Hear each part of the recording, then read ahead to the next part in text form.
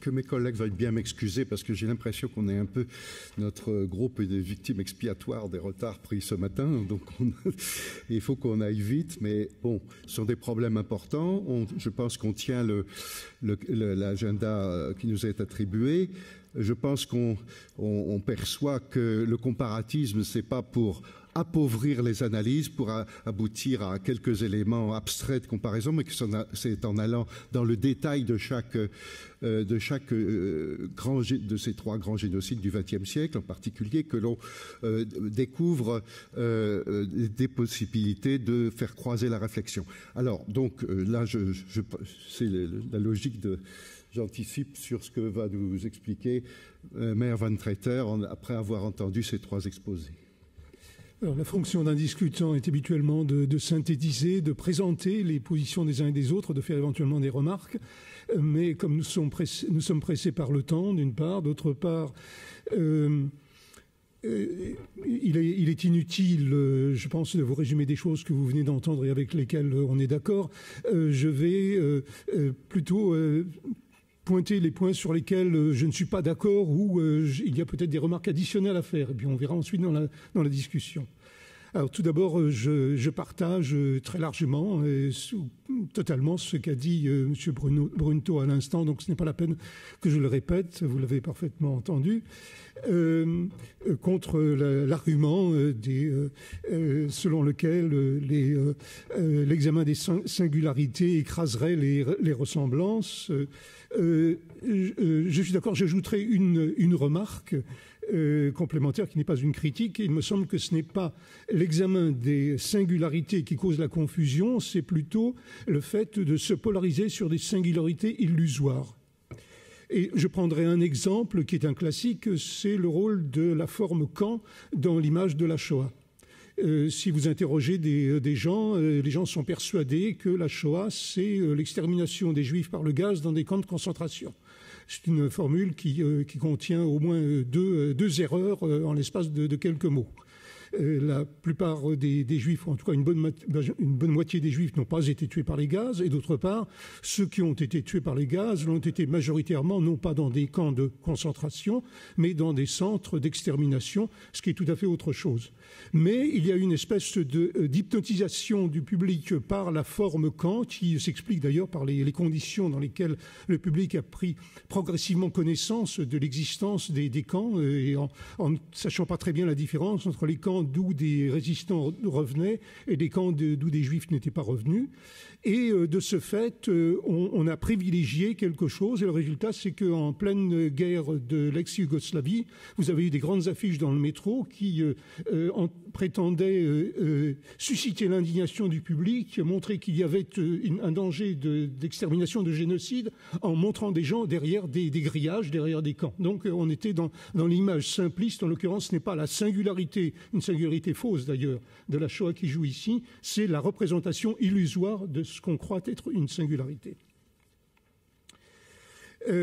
Plus généralement, il y a eu, là en arrière-plan, et on n'aura certainement pas le temps d'y revenir maintenant, un débat sous-jacent sur les limites de la terminologie. Jusqu'où peut-on parler de génocide? Quelle est la différence entre génocide, ethnocide, crime de masse, crime contre l'humanité, etc. Si je peux prendre 2 minutes, je vais raconter une histoire juive parce que sinon ce ne sera pas crédible. 2 minutes. Ça me rappelle l'histoire d'un rabbin qui reçoit deux membres de sa communauté, appelons-les Cohen et Lévi. Et Cohen et Lévi sont fâchés à mort. Alors le rabbin reçoit d'abord Cohen. Cohen lui explique sa position et le rabbin lui dit « Tu as raison ». Ensuite, le rabbin fait entrer Lévi, il lui explique sa position, et le rabbin lui a dit « Tu as raison ». Cohen et Lévi sont partis, le rabbin se retrouve seul avec sa femme qui a écouté les 2 entretiens, et sa femme lui dit « C'est fou, Cohen a dit blanc, Lévi a dit noir, et à l'un tu dis raison, et l'autre tu dis tu as raison ». Et le rabbin réfléchit et il répond à sa femme « Tu as raison ».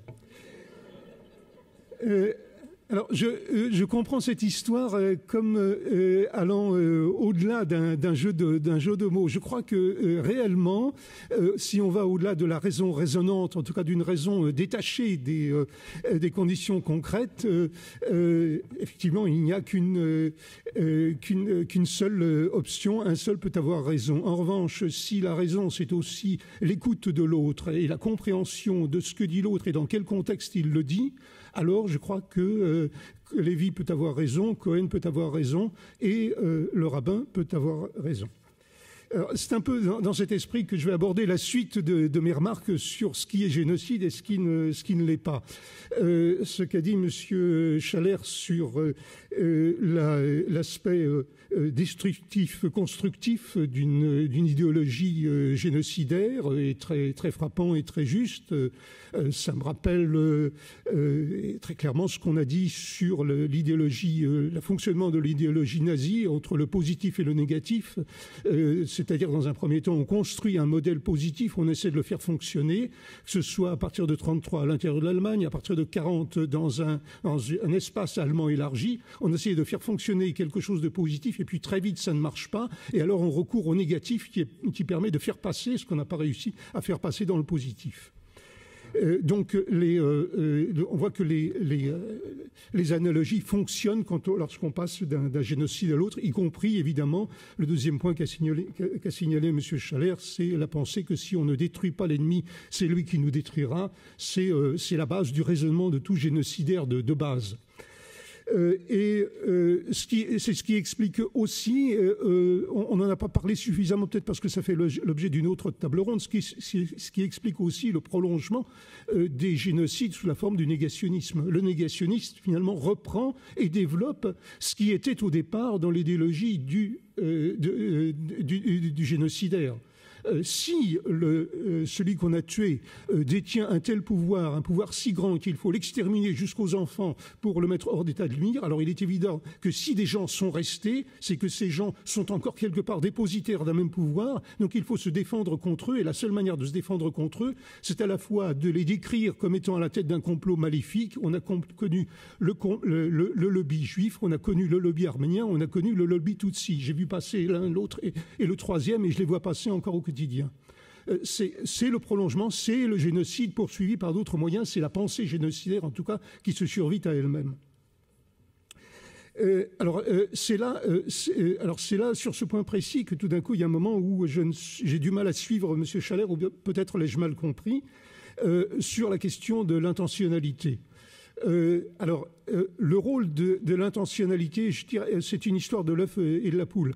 C'est-à-dire qu'on peut définir le génocide par l'intentionnalité, et ça rétrécit effectivement le champ, ou on peut dire au contraire, voyez, voici mon champ de génocide, il est large et il n'y a pas de l'intentionnalité partout. Mais c'est un argument circulaire. C'est-à-dire, soit on définit l'intentionnalité comme étant un des critères, soit on ne la définit pas. C'est un choix à faire. Et encore une fois, comme de l'histoire du rabbin, de Lévy et de Cohen, tous les choix sont légitimes, à la condition de les poser clairement. C'est tout. Et à partir de ce moment, chacun a sa méthode et chacun travaille selon des principes qu'il a définis. Une remarque, j'ai encore 1 minute. 2 minutes. Mais non, juste pour une protestation morale, mais je dirais pas plus loin, sur ce que l'écho des propos que j'ai entendus chez M. Chalère sur la question de la singularité de la Shoah, de l'exclusivité de la Shoah, uniqueness. En tant que juif, je veux dire, ayant grandi dans une famille marquée par la Shoah et ayant vécu à peu près toute l'histoire de la Shoah vue de France, je veux dire que l'idée de uniqueness est quelque chose qui m'a toujours été étranger, que je n'ai jamais rencontré autour de moi. Et l'idée même, l'expression même de concurrence des victimes est aussi quelque chose qui me révolte. C'est comme si il y a quelque chose là d'indécent, comme s'il y avait en général les crimes, pas seulement les génocides, comme s'il y avait une espèce de Jeux olympiques des crimes, avec une discipline reine qui est le génocide, Là, il faut être classé dans la discipline reine. Et à l'intérieur de cette discipline reine, il y aurait une médaille d'or, une médaille d'argent, etc. C'est une pensée ignoble, indécente, et je crois que je ne l'attribue pas à M. Chalère, je ne dis pas qu'il ne l'attribue, mais comme il l'a mentionné, je voulais protester du cœur, du fond de mon âme, pour dire que, évidemment, ce n'est pas cela que nous pensons. Alors, vous me laissez encore une minute, Monsieur le Président. Je ne pense pas qu'il y aura de temps pour la discussion sur cette base. Non, vous pouvez terminer. Non, alors, juste pour conclure sur le propos de M. Smith, puisque j'ai pris à rebours les trois intervenants, et je ne veux pas qu'il croie que je ne l'ai pas entendu, que je ne l'ai pas écouté. Alors, une remarque, là aussi, selon le principe de tout à l'heure, je ne fais des remarques que sur ce que je n'ai pas nécessairement bien compris, en tout cas je crois n'être pas d'accord, sur la question, je dirais, de l'horizontal et du vertical, du diachronique, enfin vous m'avez compris. C'est-à-dire, est-ce que dans une situation donnée, on peut distinguer des actes qui sont génocidaires et d'autres qui ne le sont pas? Évidemment, au quotidien, c'est compliqué. Cela dit, lorsqu'on prend la situation dans sa dimension historique, lorsqu'on s'intéresse par exemple à la relation particulière qui relie l'auteur du génocide à une victime particulière, avec l'historique, alors oui, il y a des différences. Je pense qu'il y a des différences dans l'Empire ottoman finissant entre la manière dont les jeunes Turcs voient les Arméniens d'une part, les Grecs d'autre part, les Assyro-Chaldéens d'autre part, et il y a des différences dans la manière dont les Allemands de 1940, disons, voient les Juifs, les Tziganes, les Slaves. Ce sont des logiques différentes avec des résultats différents. Et il y avait une différence, mais ça c'est tellement évident, entre la manière dont sont traités sous le régime du Hutu Power, d'une part les Tutsis, désignés comme tels sur leur papier d'identité, et d'autre part ce qu'on appelle les Hutus modérés. Et je dois dire que j'ai toujours trouvé, je parlais d'indécence tout à l'heure, j'ai trouvé toujours indécente la formule génocide des Tutsis et des Hutus modérés. Il y a un génocide qui est celui des Tutsis. Il y a des crimes commis contre ce qu'on a appelé les Hutus modérés, qui sont des crimes politiques. Il n'y a pas de génocide de gens qui sont unis par une position politique. Certainement pas lorsque cette position politique ne résulte pas d'une situation acquise de naissance. Voilà, là je déborde très largement. Je vous prie de m'excuser.